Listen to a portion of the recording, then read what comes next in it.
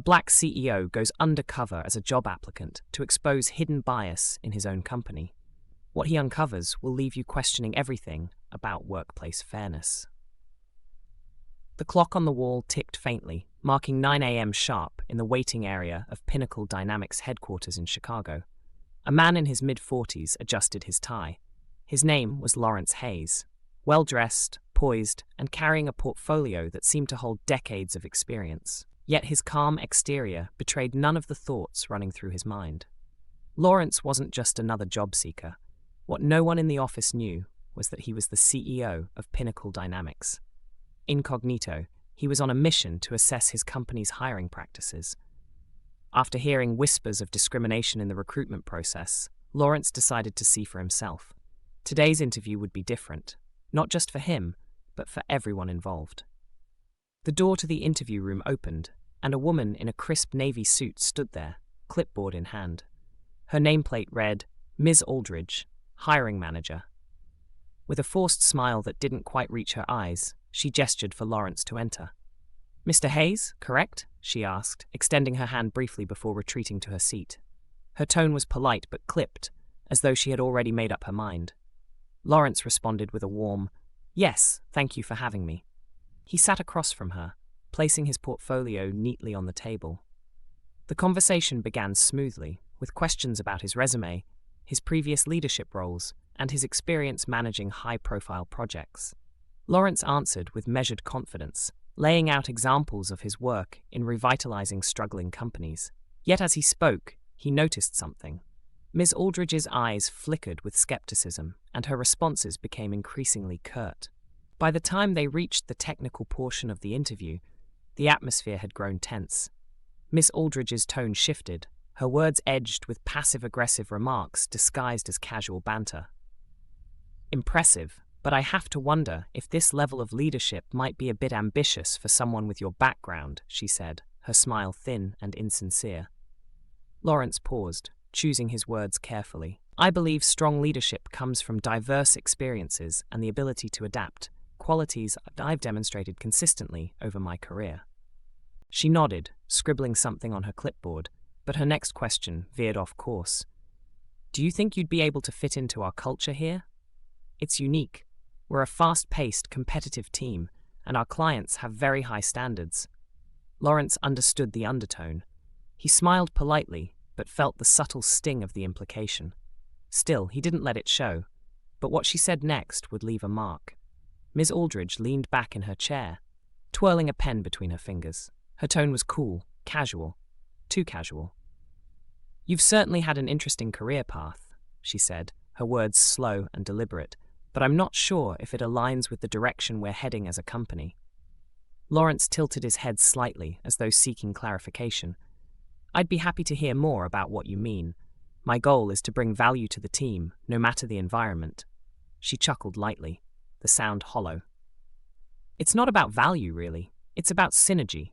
Sometimes even the most qualified candidates don't quite fit the vision we have." Her words hung in the air, and Lawrence could feel their weight. He could see it in her eyes, the subtle bias she tried so hard to cloak behind professionalism. It wasn't about his qualifications.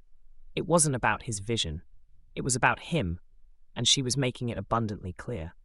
She closed the folder containing his resume and smiled, a tight, dismissive gesture. "Thank you for coming in, Mr. Hayes. We'll be in touch if we decide to move forward." There it was, the kind of rejection that didn't need further explanation. But Lawrence didn't stand up right away.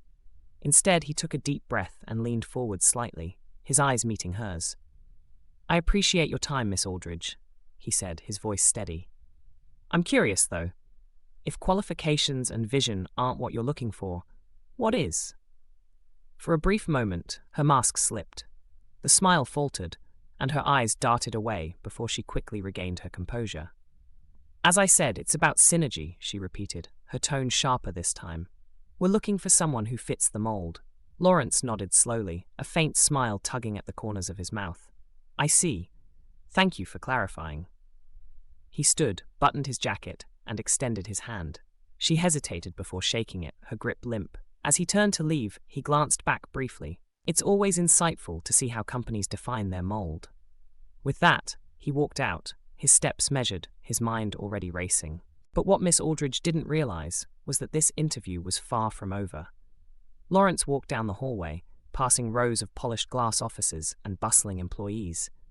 His face betrayed no emotion, but inside he was calculating his next move. The sting of Miss Aldridge's thinly veiled bias was fresh, but it wasn't unexpected. It was, after all, the very reason he was here today. Instead of heading to the exit, Lawrence took a sharp turn toward the elevator. The sleek, silver doors reflected his composed expression as he pressed the button for the top floor. As the elevator ascended, he adjusted his tie once more, the faintest hint of a smirk appearing on his face. The doors opened to the executive suite, a floor adorned with modern decor, floor-to-ceiling windows, and an unmistakable air of authority. Lawrence's assistant, a sharp-eyed young woman named Erica, greeted him immediately. "Mr. Hayes," Erica said with a knowing glance. "The team is ready for you in the boardroom." Lawrence nodded. "Good. Let's not keep them waiting." He strode into the boardroom, where the company's senior leadership sat in anticipation. They rose when he entered, their demeanor shifting to one of respect and formality. Lawrence took his seat at the head of the table, placing his portfolio in front of him. "Before we begin today's agenda," Lawrence started, his voice calm but firm, "I want to share an experience I just had in one of our hiring processes." The room fell silent. The executives exchanged curious glances, unsure of where this was going. "I just came from an interview with one of our hiring managers," he continued. "Ms. Aldridge." A murmur rippled through the room. Lawrence raised a hand, silencing them. It was enlightening, to say the least. "I posed as a candidate, bringing my qualifications and experience to the table, and despite exceeding the requirements for the role, I was dismissed, not for my abilities, but for reasons that had nothing to do with the job." The air in the room grew heavy as the implications of his words sank in. Some of the executives shifted uncomfortably in their seats. "I've heard whispers of bias in our hiring practices," Lawrence said, his tone now sharper. "But whispers aren't enough. I needed to see it firsthand, and now I have." Erica stepped forward, handing out copies of Lawrence's notes on the interview. The room was still as each executive began to read. "What's even more troubling," Lawrence continued, "is that this isn't just a reflection of Miss Aldridge's judgment. It's a reflection of the culture we've allowed to persist within this company." His words hung in the air like a weight no one could escape. The chief operating officer, a man in his early 50s named Robert Kingston, broke the silence. "Lawrence, are you certain this was about bias? Miss Aldridge has been with the company for over a decade. She's one of our most seasoned managers." Lawrence's gaze was steady.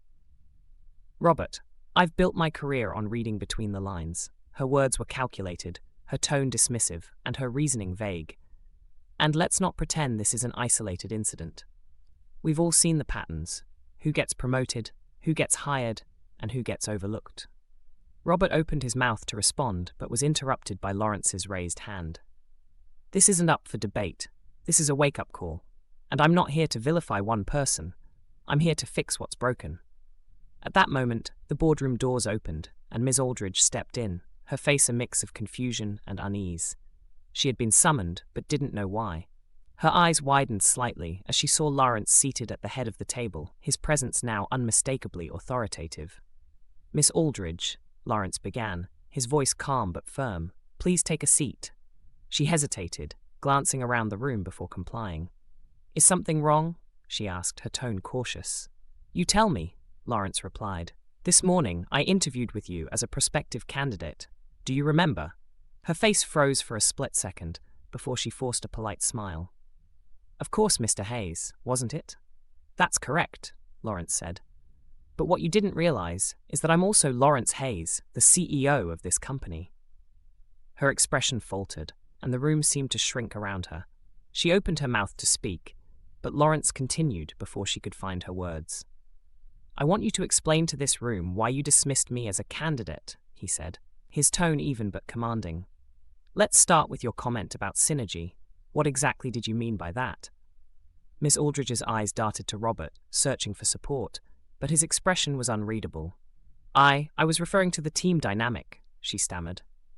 "I didn't think you would fit." "And what led you to that conclusion?" Lawrence pressed, Because my qualifications were above and beyond what the role required. Or was it something else? The tension in the room was palpable. Miss Aldridge's voice wavered as she attempted to respond. I never intended to discriminate. Lawrence interjected, his voice sharper now. Intention doesn't matter. What matters is the impact. And the impact of your decisions ripples far beyond one interview. Miss Aldridge looked down, her hands clasped tightly in her lap.